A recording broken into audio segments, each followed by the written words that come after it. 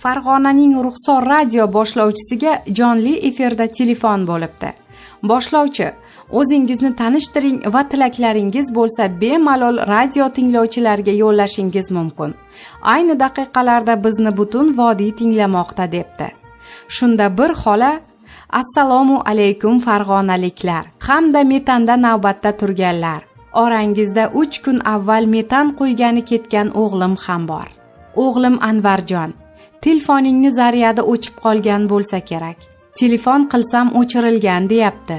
O'g'lim, sen meni tinglayotgan bo'lsang, yaxshilab eshit.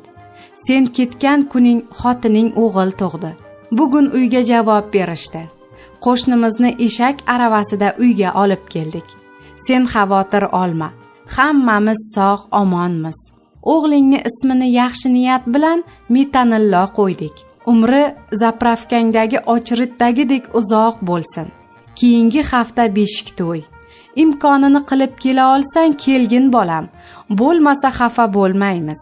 Tushunamiz holatingni deb onang dermish. Aziz muxlis, bu holatga siz qanday fikr bildirasiz? O'z fikr mulohazalaringizni izohlarda yozib qoldiring. Xayr, omon bo'ling.